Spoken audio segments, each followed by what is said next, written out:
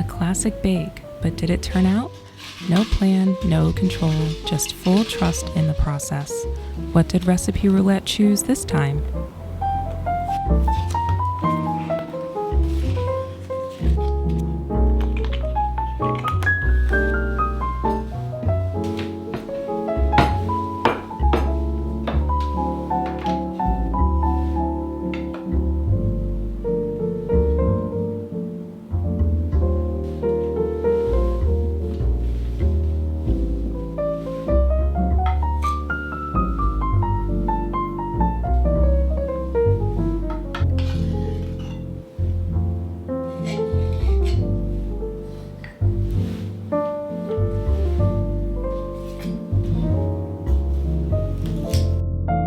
Using a knife this time.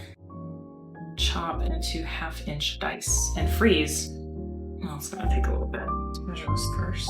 75 grams. So I need another 10 grams. That's like a third cup, in case you want to make this with me.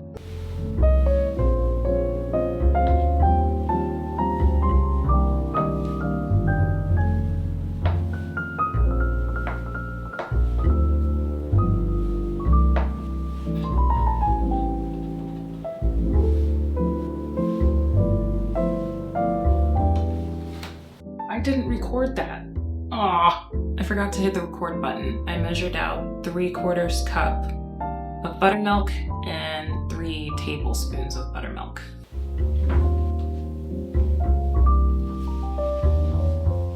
Combine the flour, sugar, baking powder, baking soda, and salt in a food processor. Okay. Add the frozen butter and process until it is the texture of coarse meal. That's a cool note. It says, when it's right, the frozen butter will no longer sound rumbly and the largest bits will be no bigger than a lentil. That is helpful. Scoop the dough and drop onto the prepared baking sheet, 1/4 cup. I think I have a cookie scoop I can use for that. Bake until golden. Okay, that's it. That is pretty simple. Very carefully.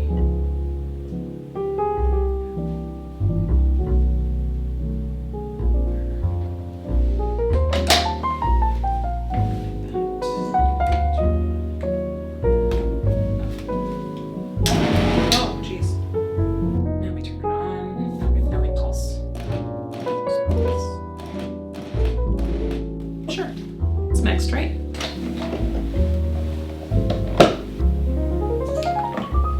These are frozen.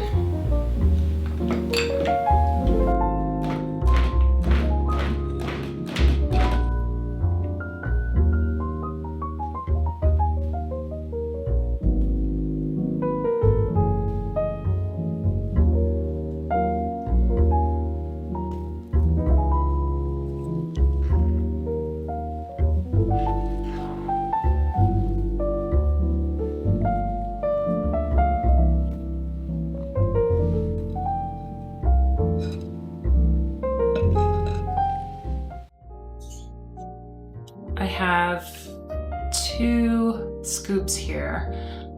Neither one of them are marked, so I'm not sure which one is a 1/4 cup. Slightly different sizes. It's kind of hard to tell, I think, from where you are. I'm going to go with the bigger one. This is supposed to make 8 biscuits, so I'm gonna go with this bigger one because I want big biscuits.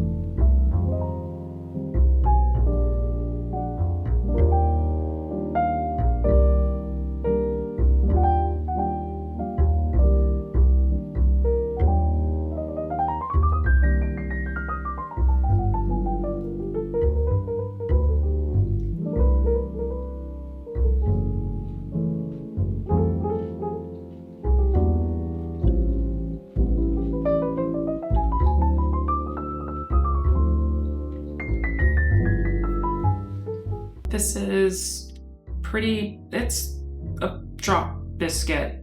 There's not really anything super special about it. I will say it came together pretty quickly. The flavor, it's not bland per se. It has the right amount of salt. It's not too sweet. So I think if you prefer a biscuit that has a little bit more sweetness to it, you could definitely add a little bit more sugar to this. I don't think it would hurt. I feel like this is more of a vehicle for other things, which is why I have some jam here, because I had a feeling with biscuits, you usually eat it with something. It's not really always eaten on its own. So I'm gonna give it a try with a little bit of jam and see if I prefer that a little bit more.